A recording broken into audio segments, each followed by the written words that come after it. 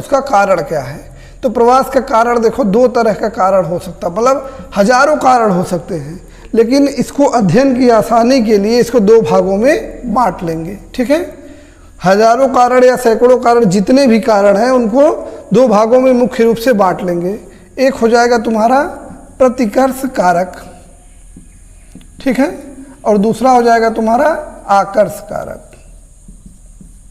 ठीक, जैसे यहाँ देखो प्रतिकर्ष कारक क्या होगा, ऐसा कारक जो किसी व्यक्ति के ऊपर दबाव बनाता है, बल प्रयोग करता है या धक्का देता है, वहाँ से धक्का दे करके वापस भगा देता है, वहाँ से उस जगह को छोड़ने को मजबूर करता है। ठीक है, तो ऐसे कारकों को इसमें रखेंगे।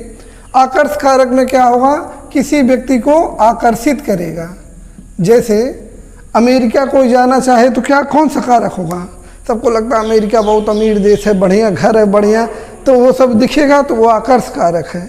ठीक है, और मान लो अफगानिस्तान से कोई व्यक्ति भागना चाह रहा है, तो क्यों भागना चाह रहा है, वहाँ दिक्कत है, बम बंदूक गोली चल रही है, तो वो क्या है, वहाँ प्रतिकर्ष कारक काम कर रहा है, और अमेरिका में जाके बसने के लिए हमें आकर्ष कारक काम कर रहा है। ठीक है, जितने भी कारण है उसको दो भागों में बांट लिए, एक प्रतिकर्ष, एक आकर्ष या आकर्षित करने वाले कारण, एक धक्का देने वाले कारण। जैसे बेरोजगारी, जैसे भारत के गांवों में खेती ही सबसे बड़ा रोजगार है।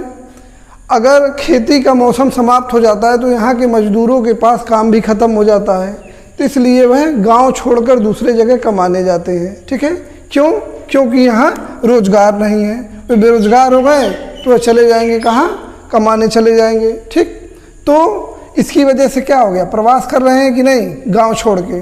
ठीक है, दूसरा कारण क्या है, रहन सहन की निम्न दशाएं, या इसी को हम बोल सकते हैं सामान्य शब्दों में गरीबी।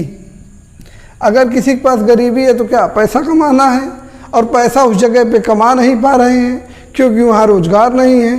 तो ऐसे रहन सहन की स्थिति को सुधारने के लिए हम कहीं काम करने के लिए अपना जगह छोड़ के जाएंगे और प्रवास कर जाएंगे। समझ में आ रहा है।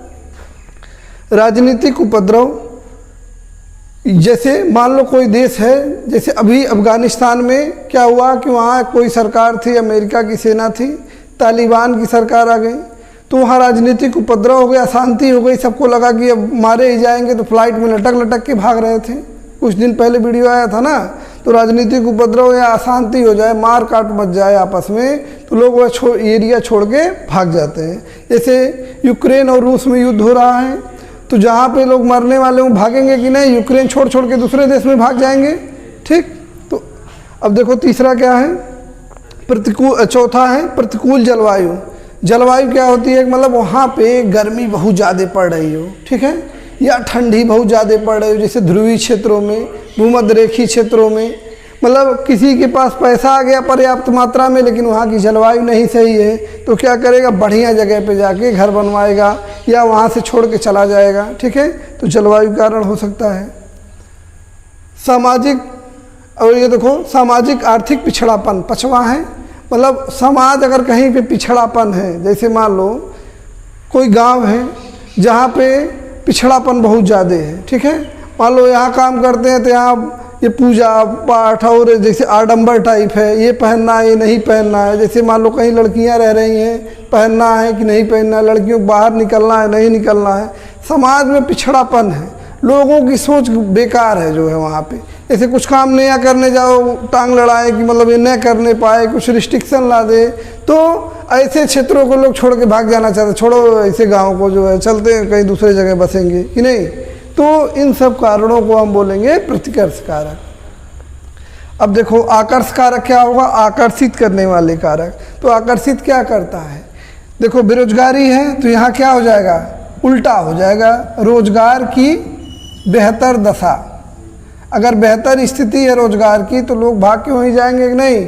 यहाँ मान लो किसी के पास छोटा मोटा काम भी है, अगर किसी को पता चल गया, जैसे मान लो यहाँ मजदूरी कर रहा है, 300 रुपये 400 रुपये पा रहा, महीने 12,000 कमा रहा है, लेकिन हमको पता चला कि सऊदी अरब में जाओगे तो 50,000 रुपये पाओगे यही काम करने के लिए, तो क्या करता है, भाग जाता है। आकर्षित हुआ कि नहीं रोजगार के लिए। ठीक है, और देखो मानवीय सुविधाएं जो अस्पताल इत्यादि हैं, या कहीं पे जैसे शहरों में क्या होता है, सुविधा अच्छी होती है, सड़क अच्छा है, बिजली अच्छा है। जैसे गांव में बिजली 8 घंटा आएगी तो वहाँ 24 घंटा आएगी, ठीक है। सड़क अच्छा है, जी जहाँ चाहो वहाँ जा सकते हैं। रात में 10-11 बजे तक खुला है, कहीं खाने पीने घूमने जाना है घूमो। वहाँ पे अस्पताल बढ़िया है, वहाँ पे स्कूल बढ़िया है, वहाँ पे तुम्हारे मनोरंजन के साधन है, पिक्चर हॉल है। ये सब गांव में कहाँ मिलेगा। तो इस सुविधाओं को देख के आदमी को लगता है चलो वहीं बसते हैं, आराम से रहेंगे कि नहीं। तो आकर्षित करता है, जाएंगे पिक्चर उच्चर देखेंगे, घूमेंगे, होटल में खाएंगे, क्या है, आकर्षण है, ठीक है। अब देखो तीसरा क्या है, राजनीतिक उपद्रव है, तो इसमें हो जाएगा राजनीतिक शांति। शांति और स्थायित्व, जैसे भारत में है,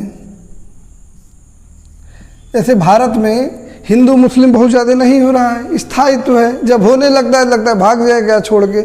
ऐसे ही जो अमीर देश हैं वहाँ सब कुछ शांति है, बढ़िया सरकार चल रही है, स्थायी जीवन है, तो वहाँ लोग रहना पसंद करते हैं।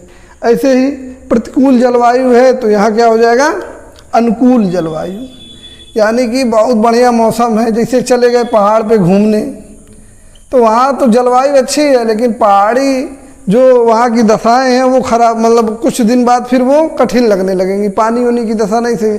लेकिन जैसे भूमध्य सागरीय जलवायु कल पढ़ाए थे, भूमध्य सागरीय जलवायु वाले क्षेत्र में क्या होता है, गर्मी बहुत नहीं ज़्यादा पड़ेगी, 18-20 डिग्री टेम्परेचर तक पड़ेगी, और ठंडी भी बहुत ज़्यादा नहीं पड़ेगी, तो खूब बढ़िया लगेगा। जैसे हम लोग एसी में बैठने पे यहाँ जो मज़ा आता है वहाँ हर जगह है, तो वहाँ लोग रहना पसंद करेंगे कि नहीं, ठीक है। वो एसी वाली फीलिंग आएगी अगर वहाँ पे, तो वहीं जाके रहेंगे।